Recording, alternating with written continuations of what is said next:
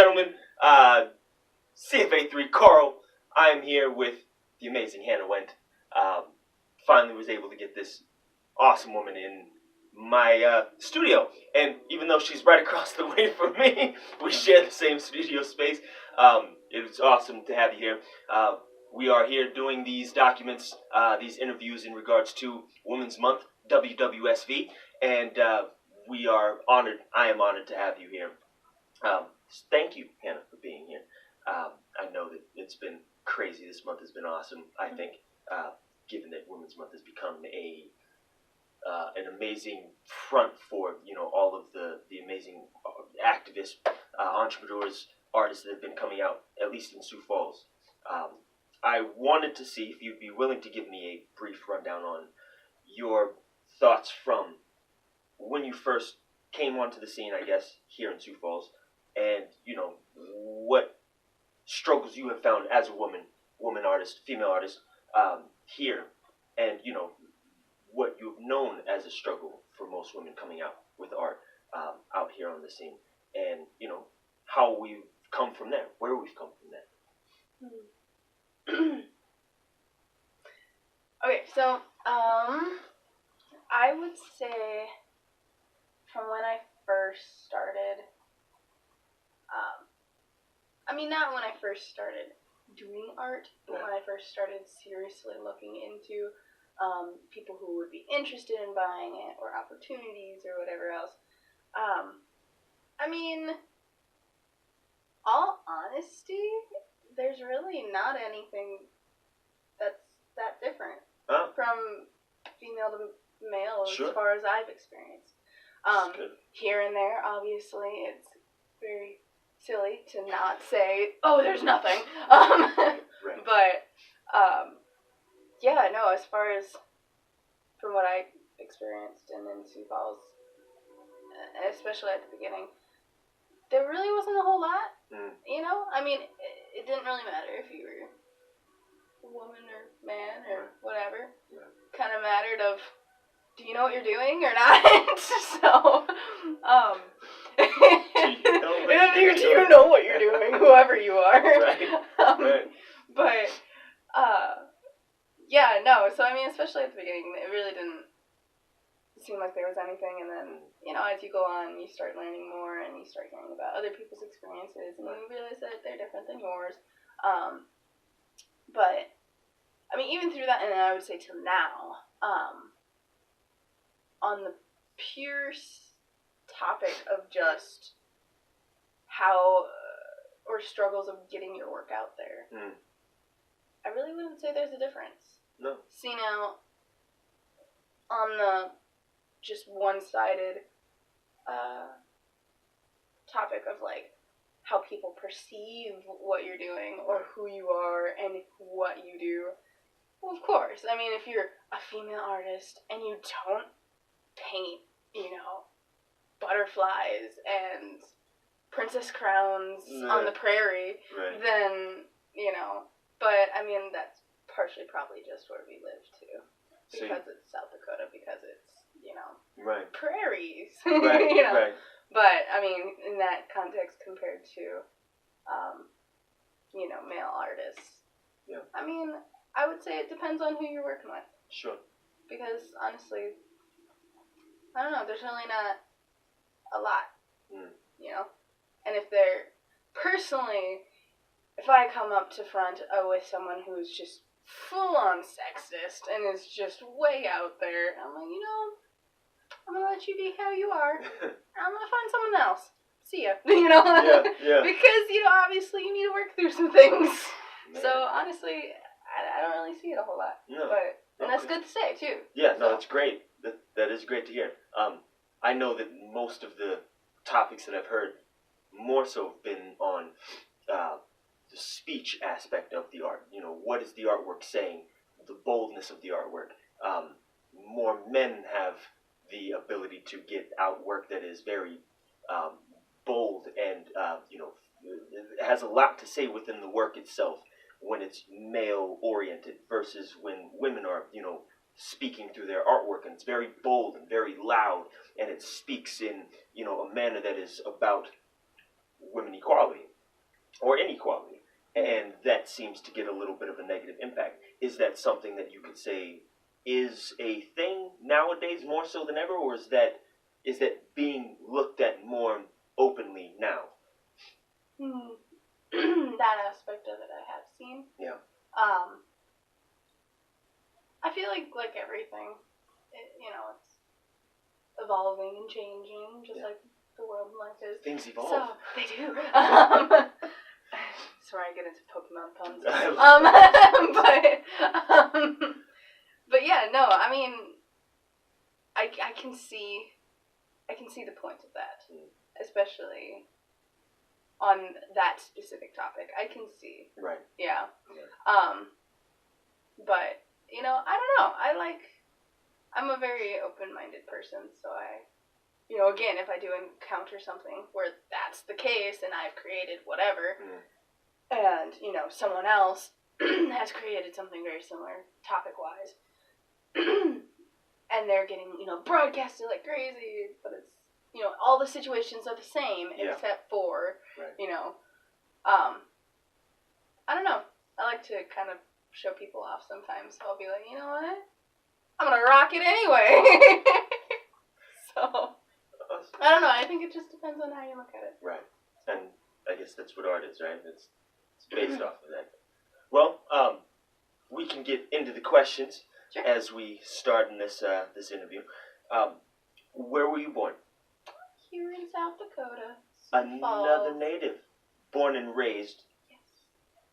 What is the extent of travel? How far have you gone outside of Sioux Falls? For years, the farthest we ever traveled, family-wise, was Rapid City, Omaha, Minneapolis, places like that. Right. A couple years ago, I drove down to North Carolina, to the coast. Wow. So that was really fun. That was a great trip. What part? I can't remember the name. That's okay. Did you? Wilmington. I can. Wilmington. Nice. Nice. Yeah. How was it? Was there a purpose for that trip? Yeah, it was really great. It was kind of a all girls trip. So nice. My grandma, my mom, and me all went, and my mom has a really good family friend, and I've known her since before I was born. Sure. So she lives there now, and it was a fun trip to go visit her and do this big thing, and first time I ever saw the ocean, and since then it's been, when can we go back? The ocean has a way to do that. Did you have the opportunity to see the sunrise from the ocean? Mm-hmm. What was your thoughts on that, your experience? It was really, all honesty, I was tired and very zonked because the night before we stayed up to the sunset and then after. Yeah. And then fireworks, and then they're like, oh, let's go seashell hunting again in the morning. I know you had like 4 hours of sleep, but let's go. And I was like, it's beautiful, but I like sleep too. Yeah. So, yeah. all honesty, I want to try that again. Awesome. Okay. So, nice. yeah. Nice. So, Sioux Falls born native. Awesome. How far back are you able to trace your family history that you know? I am, in brief, stating a nerd, so I really like history. So I've actually, even as elementary school, I would do research on it and plug my grandparents' ears, my great grandparents while they were still alive, ears about it, and I've traced it back. Physically on paper, traced it back with the names to 5 generations. Wow. Before my parents, so 6 before me. And we know of people who date back to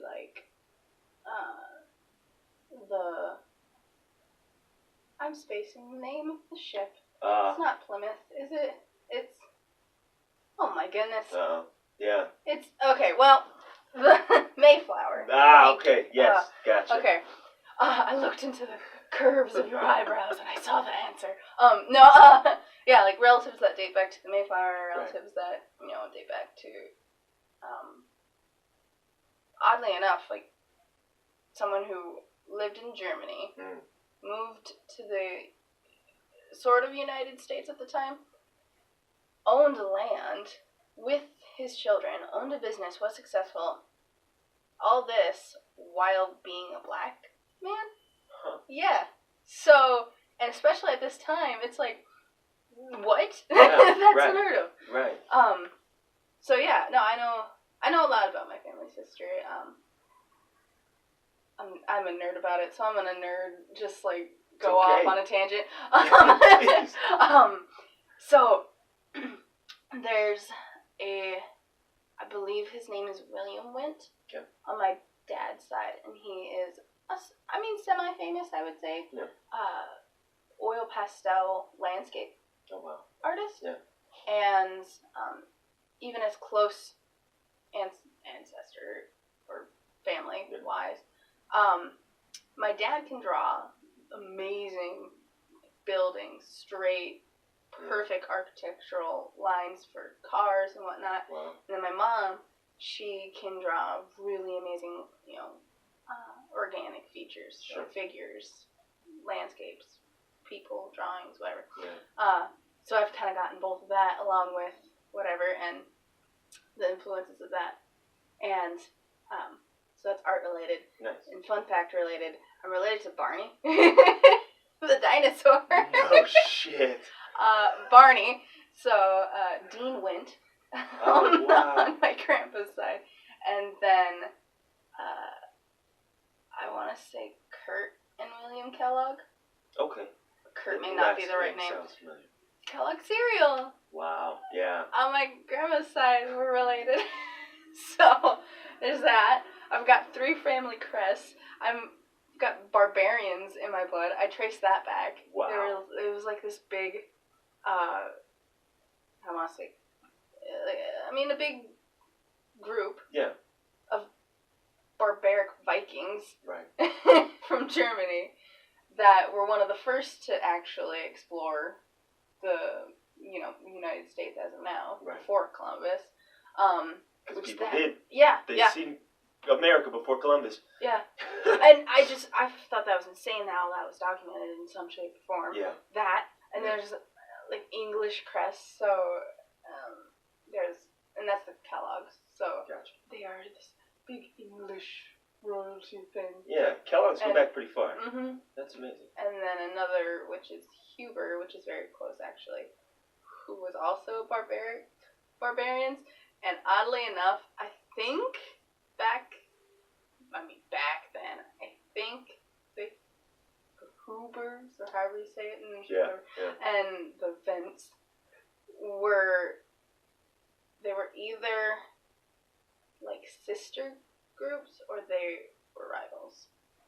I can't quite remember, but it was something that was just very interesting. Huh. And now I have all of that. Somehow offspring of these. Yeah. That's wild how that works. Yeah. So anyway. No, that's cool. Awesome. Well, I appreciate that, man. Your mother, what was her name? Her name is Carla. Carla. Mm-hmm. Okay. Carla. Does she have a middle name? Yes, we actually have a tradition. It started with my great-grandmother on my mom's side. Yeah. So then the firstborn daughter in your family, her middle name is Louise. So I have the name of a street. Louise. Yes. And it's not Louis, it's Louise. Yes. What was her profession? So she wanted to be an English teacher. So I had to grow up with that. And that's why I love English now. But so she wanted to do that.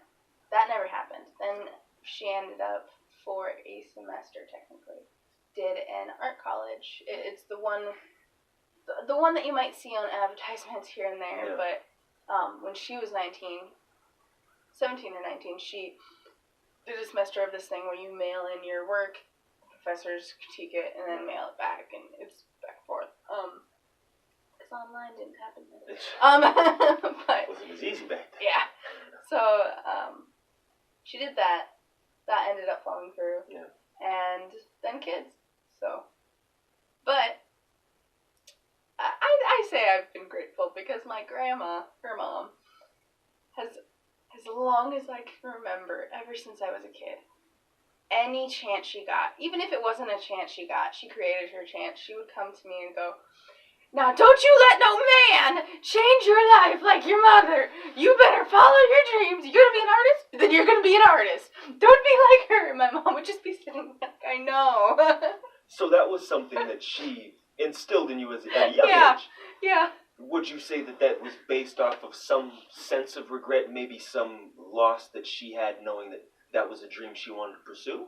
Or was it just her way of encouraging you to pursue your dreams knowing what she knew at the time, at least in the way that the times were? Yeah, so I think definitely my grandma saw that my mom probably missed her calling, you know. Now, obviously age doesn't matter, and she can still, she's started taking painting classes from me, the ones I do, so I'm very happy that she's done that. Yeah. My mom has, but, yeah, no, I think my grandma definitely, it was, no, I'm not going to see this again. You know, you're going to do this, and you ain't going to let no man define you, so which, I'm like, okay. Yeah. Okay.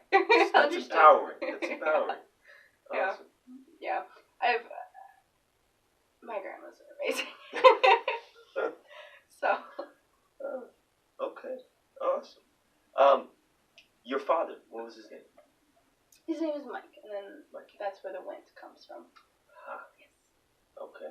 And what was his profession? He owns a car lot in town, actually.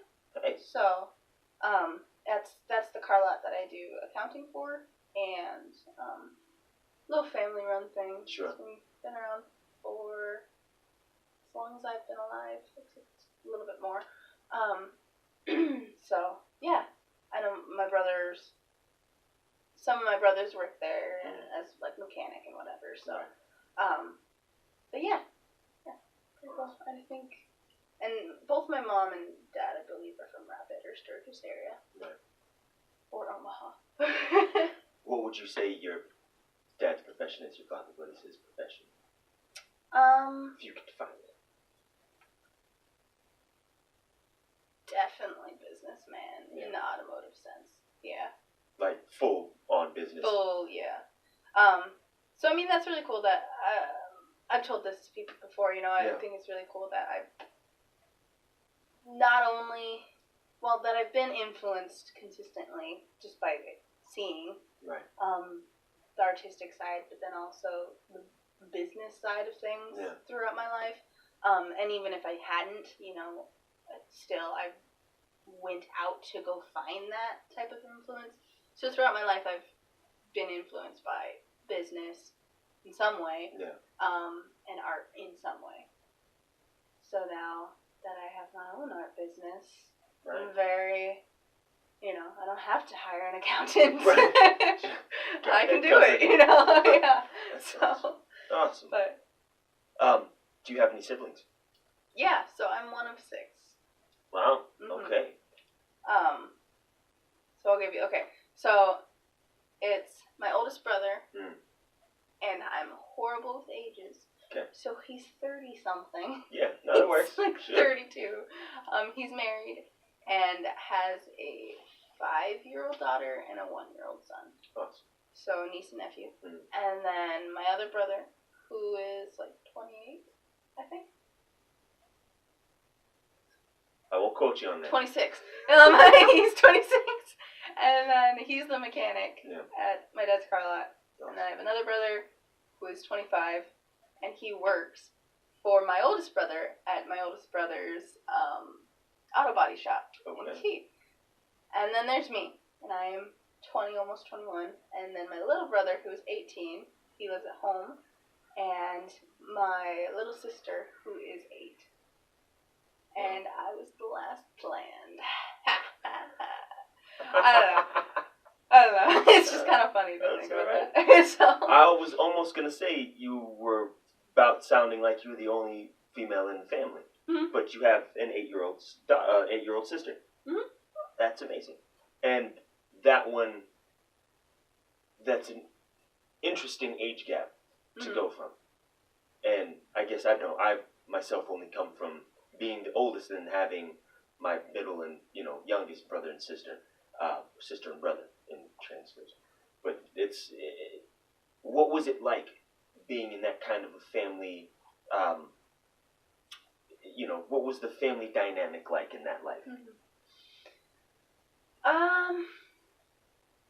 Sibling wise, it always was, like there was always someone that was either gonna tell on you or always someone that was gonna beat someone else up for you. So that was cool. Road trips. Yeah. If you were the younger one, my brothers are very heavy set fellows. Gotcha. So if you were the younger one, you would sit in the middle in the back seat. They would sit on either side of you, and then halfway through the road trip, they would each look at each other. You knew what was going to happen. You just knew they were going to like smush you. So that was always fun. But I enjoy that memory too. It's pretty silly. So yeah, no. As far as my little brother, I remember when I can remember when he was born and when he was a baby. So I was old enough to remember that. And then when Bethany, my little sister, was born, it was just interesting with the family, and it ended up being, like, oh, we're just going to let the siblings raise her type thing. Yeah. Parents aren't really going to do anything. Yeah. But my family, especially then, is very old-fashioned. So it was, oh, you are a woman, here you go. So I ended up pretty much for like 4 years raising my little sister to the point where she would call me mom in front of our mom, and nothing was said. Right. So, yeah, there was definitely some decisions that I had to make to make it clear to her that I'm not actually a mom, because as she got older, I could very much see that was gonna mess her up, So, but especially now, it's I like to say it's all good. Still have that like almost motherly feeling. I can see it in her. But she does definitely know. Okay, mom is mom. Right. You are not mom. She's mom. Right. So, but yeah, I don't know. I enjoy my family nonetheless. I guess. What was the family dynamic with the parents? How was that? It's a lot better now, I would say. Along with the very old-fashioned thing. Sure. There could be a whole lot more that I could go into. Yeah. With whoever, if you want to ask, just ask. But, buy me a coffee and we'll have a nice conversation. Right. But, yeah, I don't know. It was interesting, but to say the least. Did your parents, you say old-fashioned, and when I hear old-fashioned, I come in the same terms where my grandfather was old-fashioned, where he was the one working, my grandmother was in the house doing all the cooking and cleaning. Mm-hmm. Was that the same dynamic for you guys as well? Dynamic, yes, and I would say even to the extent of like multiplying that old-fashioned mindset by like 10. Wow. So like gets home, puts feet up, come take my shoes off, servant. So old-fashioned. Okay. And here I am, completely opposite of that. Yeah. But yeah, no, I don't know. That's just interesting. Would you say family's interesting. Would you say that ability to see and have seen that growing up, is that a lot of where you find your maybe not inspiration, but a lot of your drive, maybe, to not have to live to that kind of standard, maybe rise above that, where at some point, we knew that men were utilizing women in that aspect, where it was women servant, now more so where it's, I don't want to be a fucking servant. You're just as the same ground as any other man. Is that a fight or struggle you find yourself trying to overcome or battle against? Is that something you consider now more so looking back like, man, I don't ever want to see that ever? I would say inward-wise, not really something that I fight with. Outward-wise, again, I had, so a few years ago, had made some decisions of, all right, I've got to do this. Yeah. And it really cut down my father's pride, which is a good thing, and it is a lot better now. There still is that shred there, but, so obviously getting together with family is a little interesting. Yeah. But, as far as it being like a drive, I don't know. I feel like I've seen plenty of other things to be much more of an impacting drive or influence or inspiration, right, or whatever X, Y, and Z you want to call it. So I don't know. I think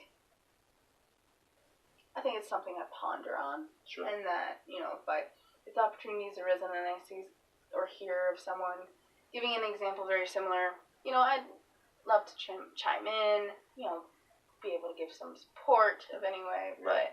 But as far as it with my art and who I am, I mean, obviously it's part of who I am. Sure. Because it's how I grew out of that. Right. I mean, my mom has even called me, oh, you're the mature child. You're the lower middle, but you're the mature child. You're the one who knows what you're doing. And oddly enough, I relayed that message to my dad at one point to see how he would react. And he just kind of leaned back. You could see all over his face. He was trying to make a remark of like, oh, you be quiet. And then he just kind of paused, thought about it, grinned and nodded. Yeah. I was like, ha! Ha! But, right. So, I mean, for example, yeah, it's a lot better now. So, yeah, I don't know. I just think it's definitely something that I think of. Sure. And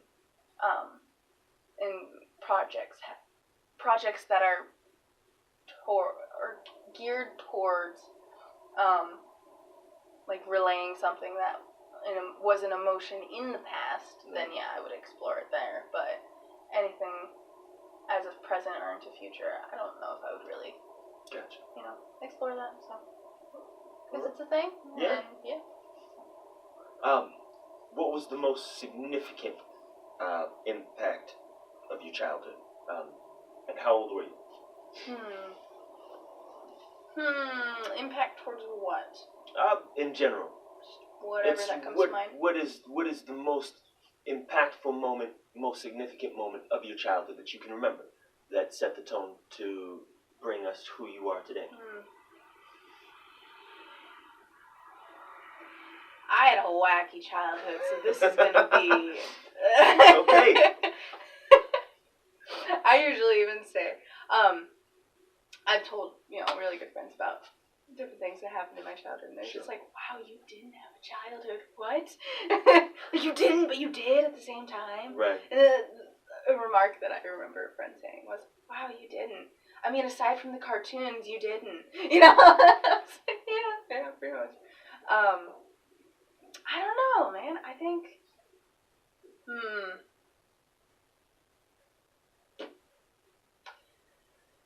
well, I remember on a serious note.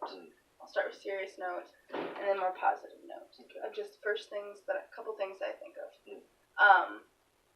So as a kid in elementary school, as standard elementary school goes, I was very bullied. I mean, heavily, harassed, stalked. Wow. At one point, stabbed. No shit. Yeah. The scar's gone away now, but it was fourth graders, man. Oh, it's been happening all the time. Jesus. Yeah. Crazy.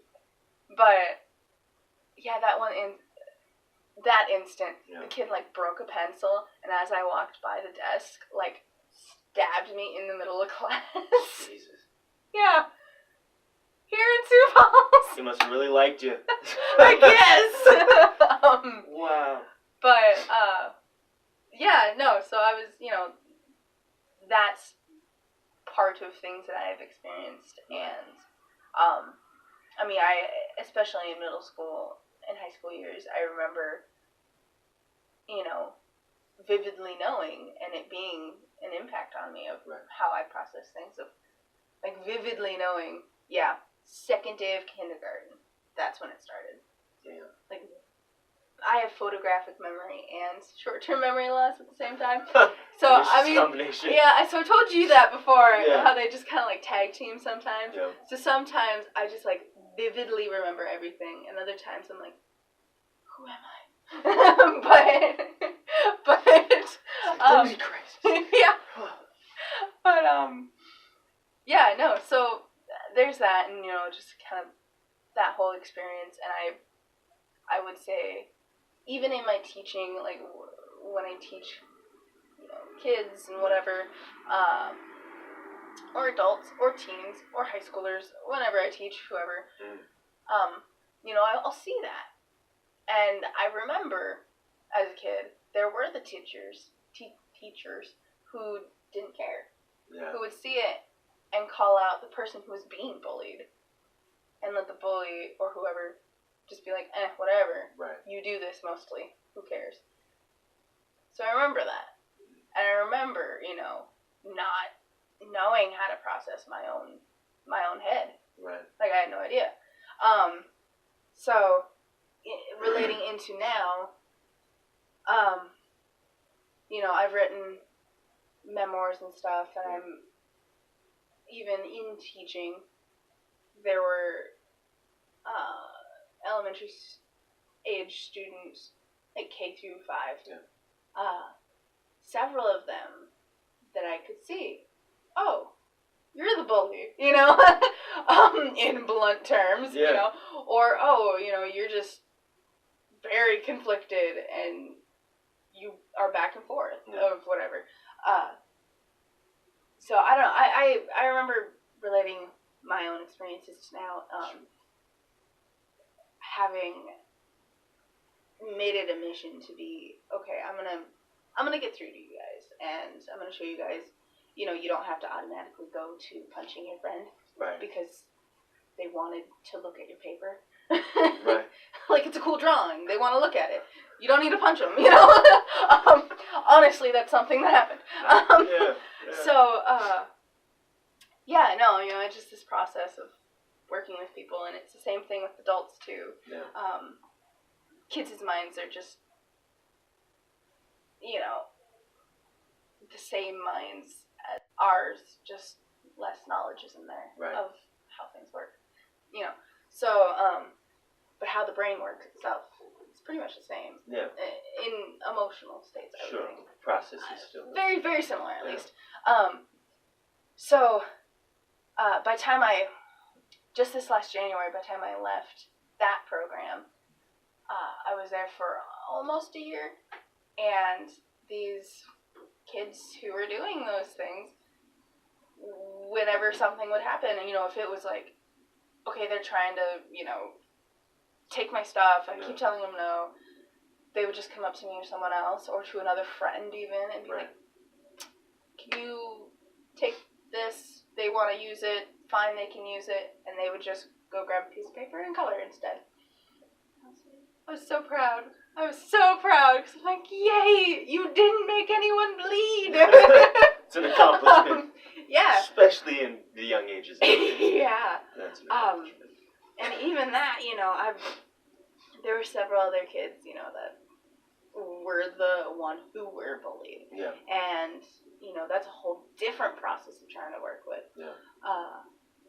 There were several kids that I would just walk around, make sure everyone was eating in the cafeteria area, walk around, find that one of the kids was in the classroom. I was like, hey, what's up? Yeah. And not just automatically, what are you doing in here? Because, okay, if they're in here, what what do you think they're, yeah.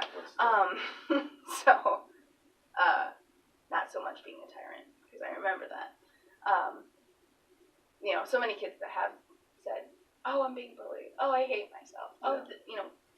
Yeah. You know, the script that we tell ourselves was being relayed. And one of the children's book series that I want to work on and am working on, the first book, the main character in the first book is very heavily influenced and inspired by just this combination of those kids. Yeah. Because the character in this book is, his whole deal is, well, if you're handsome, you should be able to have friends. Right.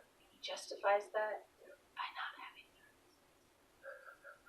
Anyway, it's a whole nother little thing. But, yeah, so that's something that I definitely remember and recall. Yeah. And, you know, put into my own work and emphasize on the mental side of things, because, I don't know, especially anymore, I feel like talking about mental things that are going on in your head, mental health, whatever you want to call it. I feel like anymore it's almost stigma. People almost push it too much to where they have no idea what they're talking about, and then make it seem like it's less of a thing. Right. Which is kind of counterintuitive, because that's not what, I'm sure not what they're intending. Sure. But I can see from people's reactions to things, you know, you can see that anymore. Sure, people might take it a little bit more seriously, but it's almost more of a joke now. Yeah. It's easier to laugh at now, more so. Yeah. So, yeah, I in that book or in my work that I do, I would like to explore that. And, you know, in a way where people aren't automatically going to be like, oh, that's what that is. Huh, whatever, dismiss it. But really dig into it and then find out, oh, that's what that is. Yeah. Okay, you know.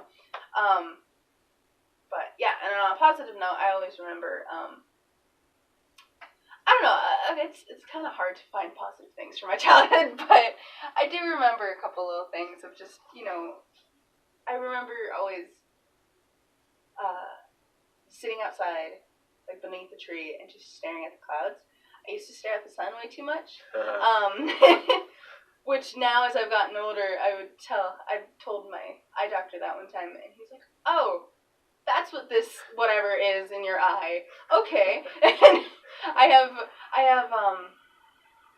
I'm forgetting the names of everything today, but I have a thing where one of my eyes is severely oval instead of both of them being round. So eventually, as I get older, into my elderly years, I will develop Duane's syndrome, where that same eye will sink into my skull, and half of my face will start to sink. Oh, wow.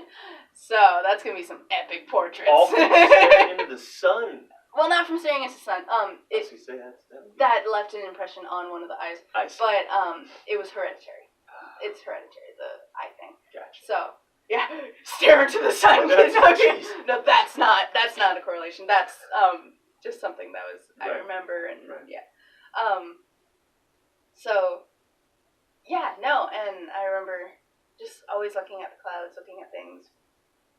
Even like during recess in elementary school, I would sit maybe by myself or wherever and just kind of watch people. Just watch. I know that sounds creepy, but I would just watch, observe things, keep tabs on things. You know, almost like this experiment, like this scientific experiment all the time of, oh, you did this today. What are you going to do next? Oh, you did this. Okay.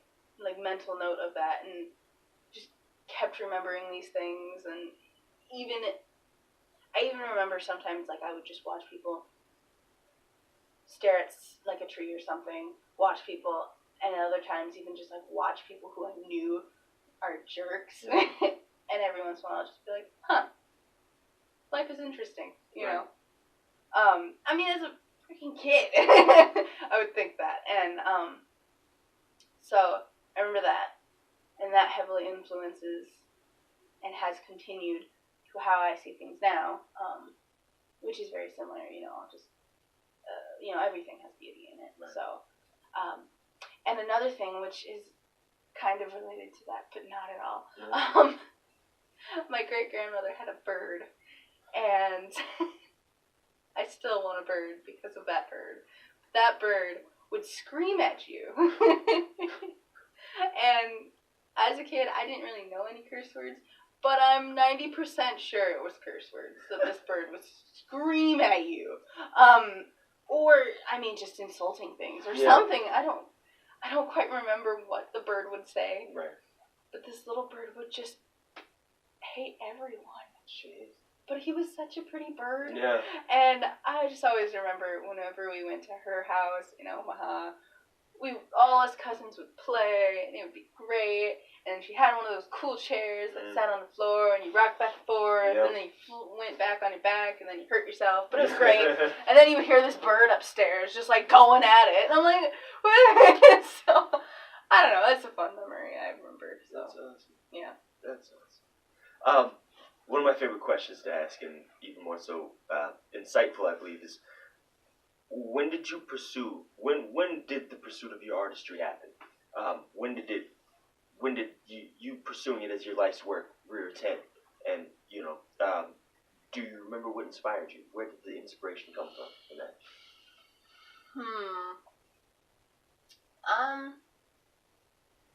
Well, I've always been the person that I knew what I wanted to do. Okay. I mean, always. I always really enjoyed science. I always really enjoyed math. I always enjoyed English and other things. But I always remember the early, specific time-wise, I can remember even first, second, or third grade, something like that. Writing down on this little piece of paper with my little stick man triangle dress drawing of whoever. Remember really feeling like, I either a teacher or an artist, because that would be cool. Yeah. I drew my own little comic books, and the works as a kid. And I don't know. I mean, I had explored other things, as I'm now, doing accounting ever since I was like 12. So wow. That's it's not hard.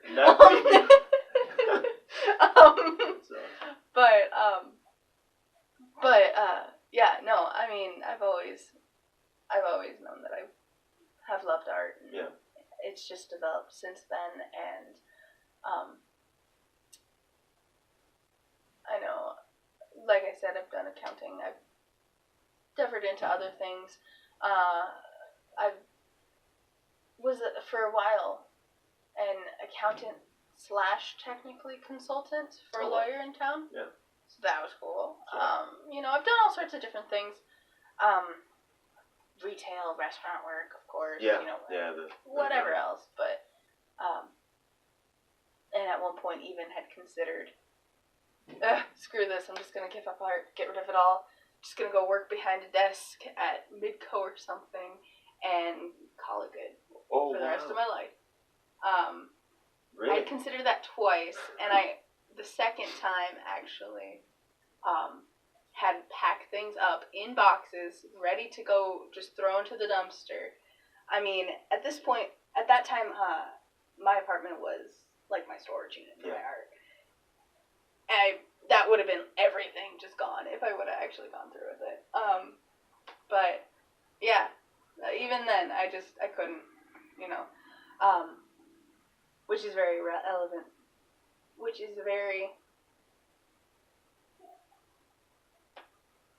it rears its head that difficult things don't stay. Right. And difficult times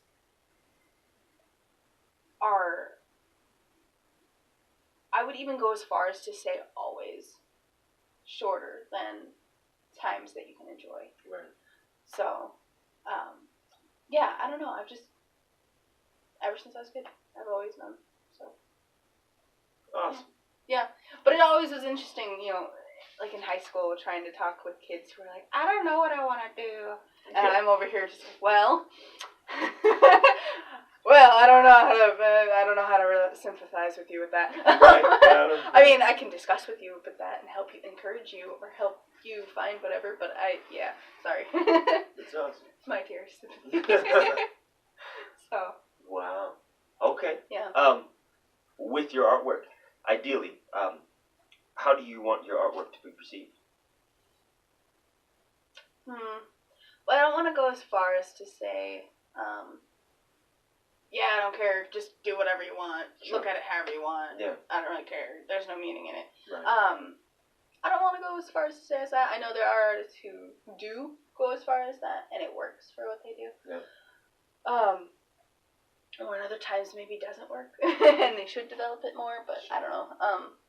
Again, it's your own perception. But as far as my artwork, I have so many styles and so many different things, so I'm trying to kind of pin down something that would work.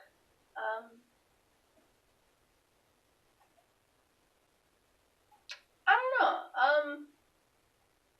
I really love things that have layers to it. Right.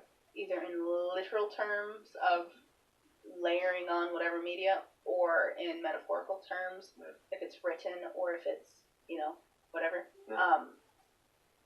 That's got depth to it. Sure. So I really enjoy that. I really enjoy being able to see the viewer, to talk with them, or to hear their thoughts, and especially when they figure out, oh, it's more than just a person licking a cactus, Right. Oh, right. okay, So I really enjoy that. I enjoy the storytelling part of it. I enjoy, having people, either look at it in a blunt sense or look at it in a childish sense, or, look at it how they would look at it, Sure. Also, since I've said childish, my head went to a tangent. I think it's adorable when kids try and critique art.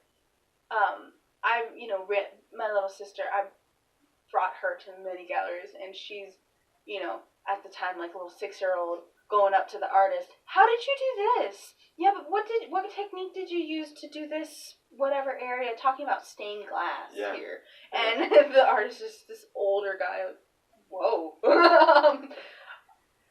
But not all kids are like that. No. Kids have come up to my work and been like, what is this? Yeah. Or said something just that us adults would be, oh my goodness, that's so inappropriate. Why are you saying that? That's so rude. But I love it because that's your perception. All right, let's work with that. Let's discuss that. Let's, try and get through that. Yeah. To maybe try and help you see what I was intending, or maybe that was what I was intending. Sure. Maybe I wanted you to think it's a lizard on an ice cream cone. Maybe. In space. Floating around in space. Yeah.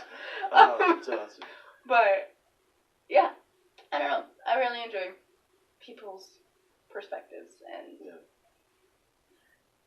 sometimes, I'll admit, sometimes in my work, I abuse my power of being an artist, and I mess with people's perspectives and purposely drive them the other way, and then they're like, wait, so it's not supposed to be? But... So you feel almost as sometimes you play devil's advocate in your own artwork. Yeah, which fun. is impressive. That's interesting. Yeah. That'd probably be the first I've heard. Awesome. It's fun. I believe it. Jeez. But I definitely explain it afterwards. I don't want to be like, I wasn't taking advantage of you. I'm sorry. Of your eyes and your brain. I'm sorry. Oh, that is awesome. Okay. And then in your artwork, what is it that you are trying to say? If you have anything that you are saying, does your artwork speak for itself, or do the pieces that you have? I mean, I know, but for those who don't, do the pieces that you have speak or have something to say? Is there a unique verbiage, dialogue going on in most of your artwork that you have? There are definitely ones where, if not, it just well, not even that. I was going to say, if not it just being purely a study. Yeah. But even the studies that I've done, as I was studying whatever technique for whatever form, I would make it my own and make it a unified piece. Yeah. So it would have meaning in it, even though it's just a study. Yeah. It normally doesn't have meaning. So I wouldn't even say that. But yeah, there definitely are contrasting meanings in pieces depending on which series you're looking at. Yeah. But I guess I can talk on the most recent ones. Especially within the last 4 to 5 years, I would say I've progressively been more kind of shaping almost the story as I do my series. Yeah. And so current series and most recent series, I would say a lot of them are, the discussion of, let's talk about your perspective. Yeah. Let's, what do you see? And then be able to learn about the artist or learn about the different layers in that piece and what it's supposed to be saying, whether it be, like mental things or things going on in your head or past experiences of mine or, how that relates to your past experiences, right. how that relates to something you're going through now or, so yeah, I definitely would say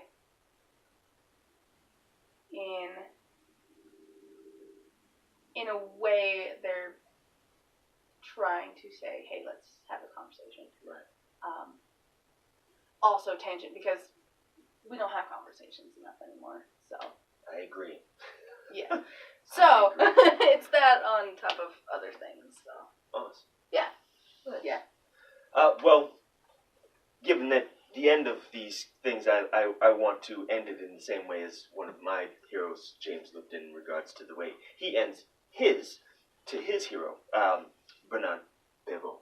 I will do the list that he has created for that, and we will start with, what is your favorite word?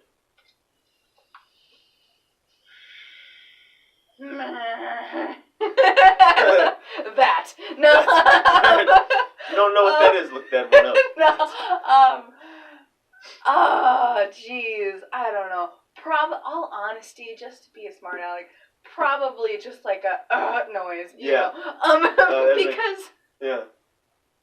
First off, English-wise, I've had discussions. I mean, hour-length discussions on how to spell the sound of when you sniff. Yeah. Yeah. How to spell that. Huh. Right. Does it start with an N? Would it start with an S? Phonetics. Would it yeah. Right. Like, so, word-wise, I don't know. That would be a whole other topic we'd have to go and cover. I don't know. Yeah, that's a whole other thing. Awesome. Writing and everything. Because, as you know, I like to play with words and words meanings. So, yeah. Well, then the next question would be awesome. What is your least favorite word? Okay. So,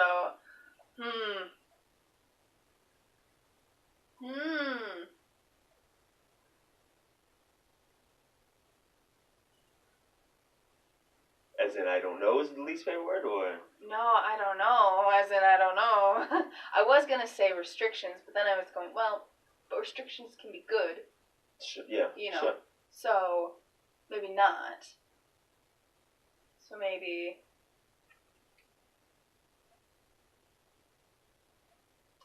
just the word maybe.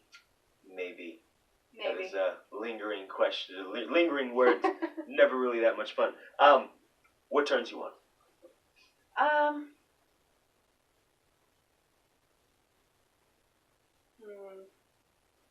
I'm taking this into the context of what turns you on about life. Yes. That is what I'm taking this into. Please, take it as it comes, and you go from there. Yeah. Please. I just wanted to blatantly state that. It's up to your interpretation, folks. We're talking about perspectives here again. Yes, we are. Yeah, no, I would say, as far as what turns me on about life, what gets me excited about life, is how small everything is. And how, even though you're living through life and you forget that sometimes, you're like, oh my gosh, everything is so big, everything is just so much, and then it never fails. There are always times where it just all kind of collapses and you go, no, it's a small world. Yeah. You know, oh, you know them? Me too. It's such a small world, you know, or just how easy it is for anything to happen. Sure. I mean, anything. And as many times as people say that, but until you actually see it over and over and over again, it's so fascinating. It's so cool to see just how really anything can happen. Yeah. You know. But, yeah, I would say that. What turns you off?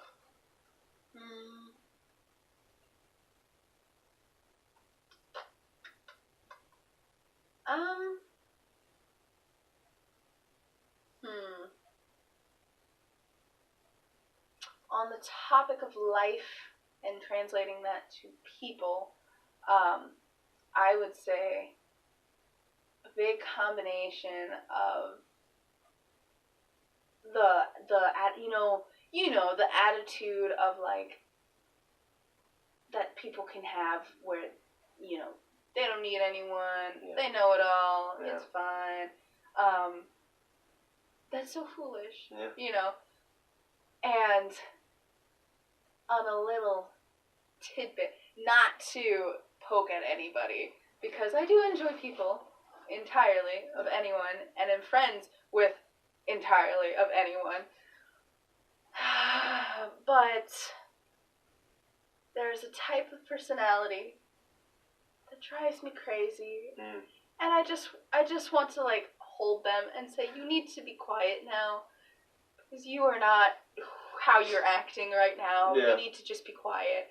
But that, you know, that super, I'm gonna characterize it as that super girly girl, just that jerk person, or that just numbless mind jock, or that, you know, that stereotypical thing, and you live in it, and it's just, that is not you. Stop it. You're irritating everyone. Stop. You know? So I would say that. Okay. What sound or noise do you love?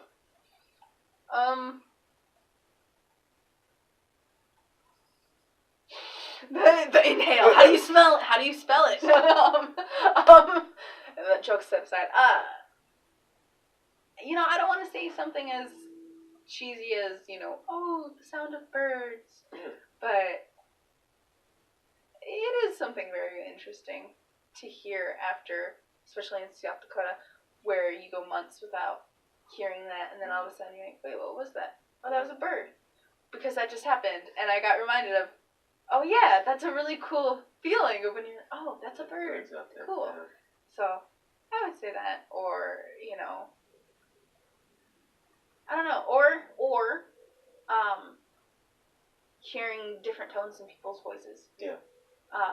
Because half the time you know someone, but then until you actually get to know them, you can hear different tones in their voices, and it presents almost completely different people. So it's interesting.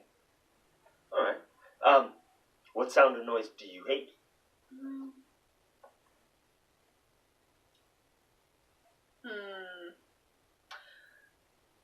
I wouldn't say hate, just because Hate is a strong word. Hate is a strong word. It is, very much.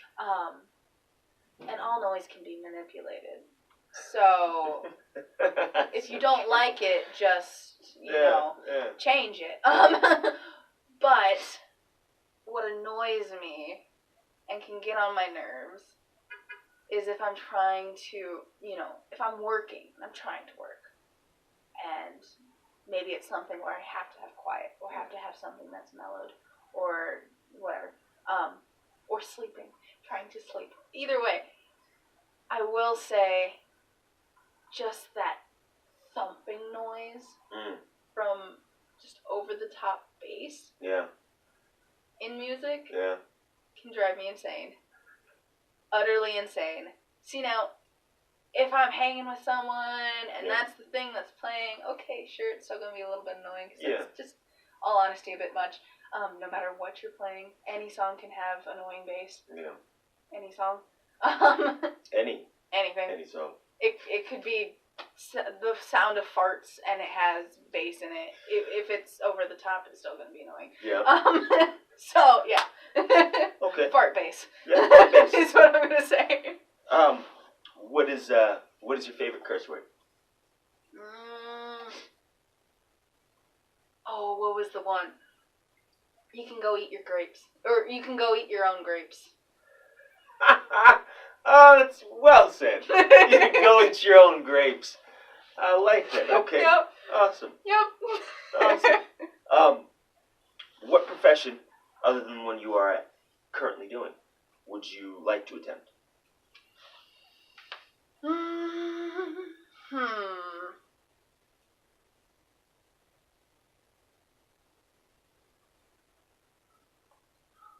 Honestly,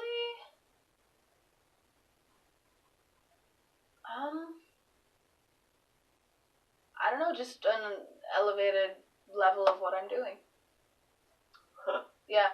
I don't know, I've never really wanted to be like, art-wise, I've never wanted to be, oh my goodness, you're so famous. I never have seen the hype in being famous. Right. Because it looks like it sucks.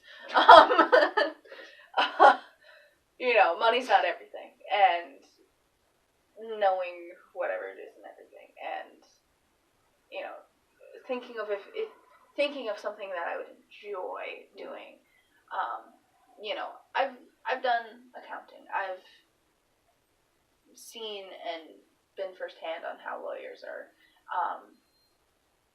Even things like a skydiver or whatever. Yeah, that'd be cool, but for a career, I wouldn't even want to try it for a career, To try it, sure, but for a career, Yeah. Teaching, I've done that, and I'm doing that, and I don't know, I think, for me, at least, being an artist and being, the business artist is where it's at, so, yes. Yeah. What profession would you never want to try?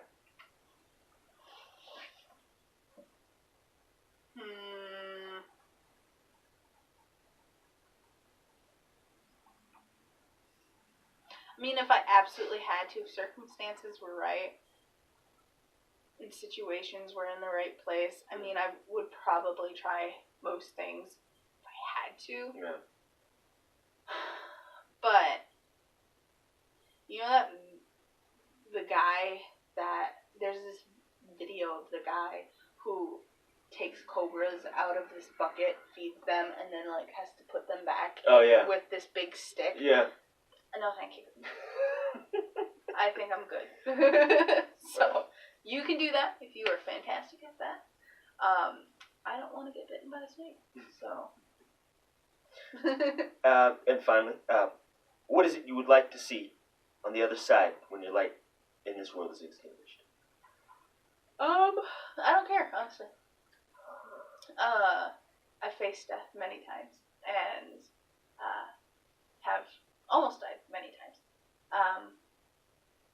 And, have experienced the death of people very close to me, and, taking that even more seriously, like death of children and whatever. So, all is very sad. Yes, all is very impacting. All is very, enlightening. But, all honesty, I mean, I am Christian, so I do, I do believe there's a heaven and everything, or something else, and, so when people die, there is this part of me where I'm just like, peaceful and happy about it, because, you hope that there is something enjoyable that they're going to. Right. Plus, I like to think on the positive side, so to think there's something enjoyable, considering there's almost anything enjoyable that can be found in almost anything in life. Right. So it makes you, at least for me, it makes you think, well, there's got to be something enjoyable at least. Right. But if it's ends up being like, nope, sit in a corner, right there, nope, right there, in a train all day. Okay. All right. But I mean, yeah, it works, I guess, you know. Yeah, I mean, my beliefs are whatever, but Right. again, in reality, if something else happens, then okay. I'm a very very creative and spontaneous person, so even sitting in the corner of, even if it didn't have any texture, if it was just like this white void, Yeah. I'd still just be like, huh, white. It's like the color of that paper. Great, you know. So I'd still find enjoyment in some way. So yeah. Well, Hannah, I want to thank you for being here, especially being a part of this. For me, this is, I feel, again, something that needs to be done, needs to be spotlighted. We have amazing artists like yourself that are out here that are doing amazing things, and, you know, I am just grateful to be a part of it. And, again, it was good to hear a little bit more of your story. I know that I get to hear a lot of the story because, I mean, we're here, we share the same room, so Yeah. You guys don't get to hear as much as I do, but at least for what it is that can be said and what can be told in the length enough time, you know, I think it's awesome that you are willing to share your story, because I know that there are a lot of people out there that probably are living in a very secluded life and believe that there isn't anybody out there listening, and I feel like it is our duty to do this and bring these things out and present the way based off of our perspective so that it can reach the people. Mm-hmm. So I do appreciate you being a part of this and continue on with it. Oh yeah, right? Oh, all right. Yeah. Okay. You know, Sure. New handshake of the day. Yeah. But yes, I appreciate it and I do thank you. I know that you have a few items, specifically your exposing Hannah Wendt, if I may. Sure, go for it. Yeah, exposing Hannah Wendt. This is your memoir. Mm-hmm.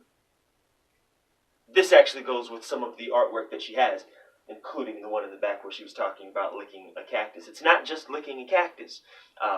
There are a lot of in-depth words and things to be taken from that go along with a lot of her artwork, and I think it is in atonement to where she was saying, you know, different layers, different depths at which we can see. If you're willing to open yourself up to that perspective and have the conversation, she's definitely willing to have the conversation.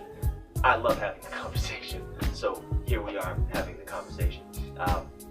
Hope you guys continue to stay with us, and as we continue to go through just for Women's Month, but this is going to become a thing, and I do hope that this continues on with even more people, more fascinating individuals who, you know, we're going to bring on and have different cuts with, and different ideas, different thoughts, and continue these conversations, have this dialogue.